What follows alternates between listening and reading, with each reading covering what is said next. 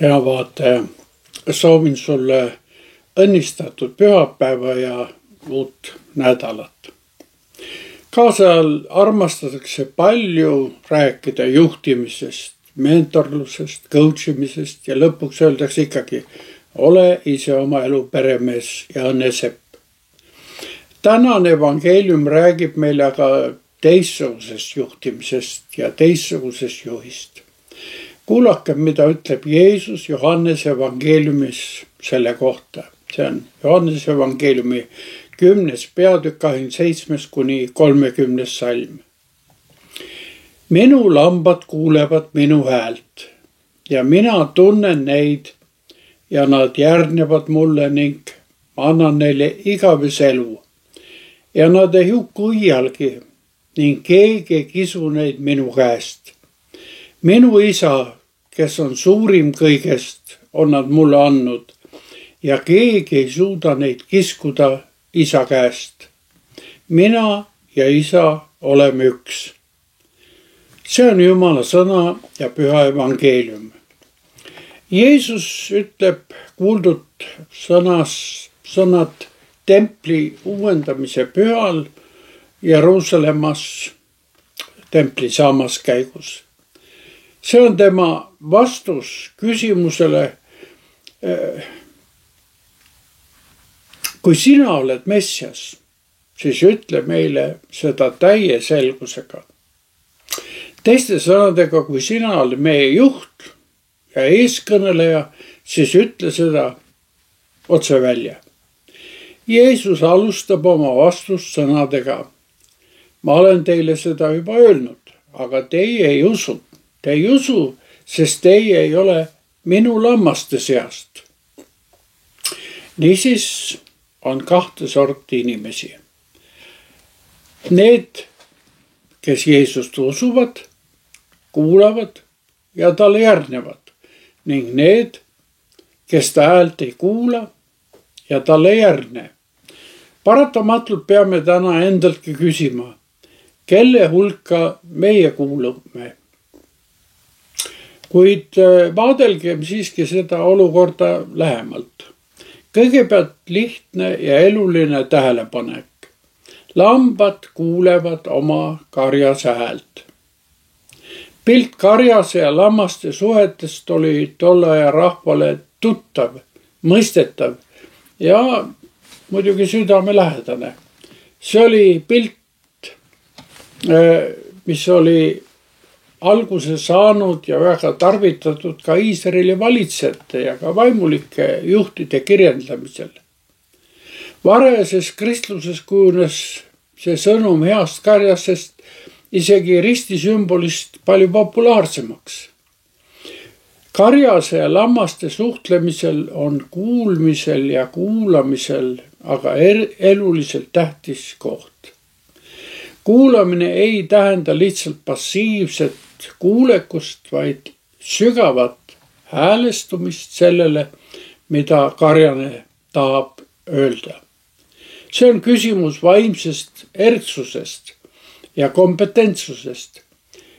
Kui ma olen Jeesuse karjast, kas ma kuulen siis tema häält?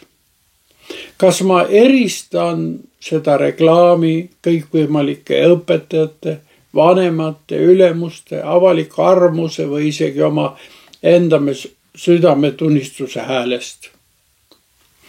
Hea karjase hääle eristamine eeldab vabanemist oma isikatest soovidest.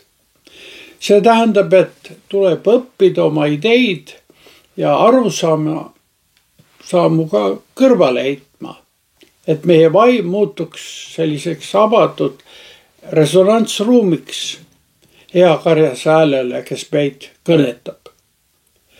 Kui sa oled kinni omaenese ideedes, siis sa kuuled karjast, kes sind kõnetab tõrjuvalt.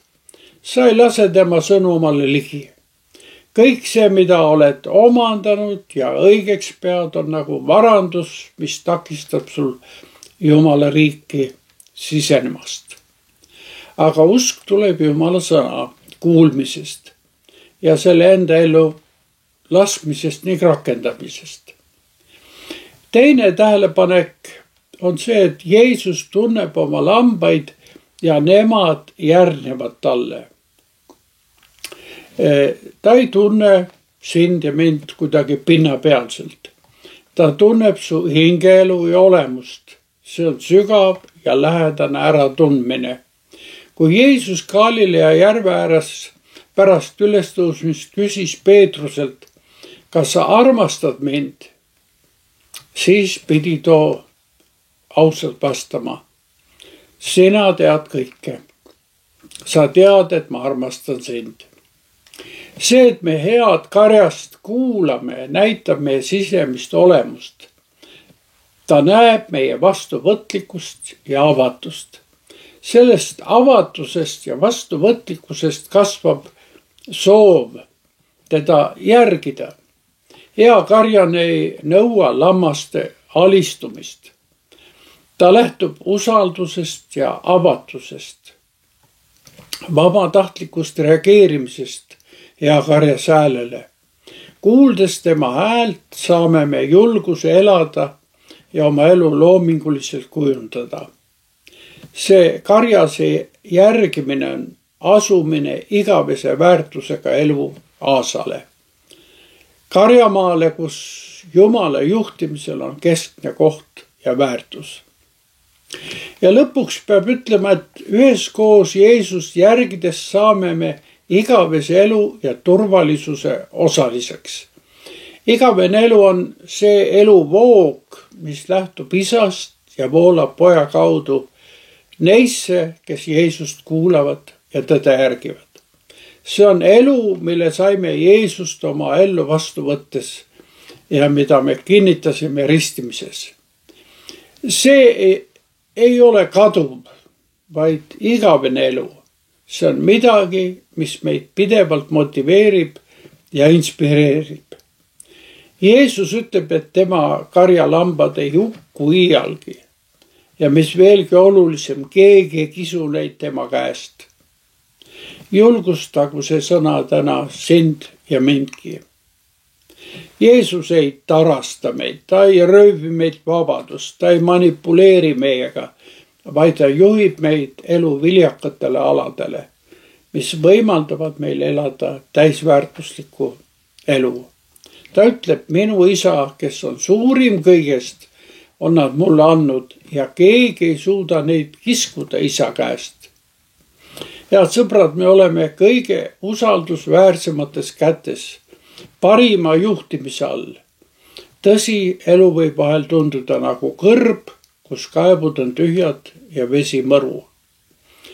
Kui seda muidugi üldse on. Kuid kuulates hea karjas häält, teda usaldades ja järgides võime sellest kõrbest läbi minna ja haljale aasale jõuda. Tema hääl annab meie elule suuna ja turvatunde. Teadmise, et me oleme heades kätes. Palvetagem. Issand, sa näed ja tunned meie elu, kui palju tühisust ja tühja askeldamist. Juhi meid elu haljendavale aasale, igavese elu rajale. Õpeta meid kuulma sinu häält, isa, poja ja püha vaimu nimel. Aamen.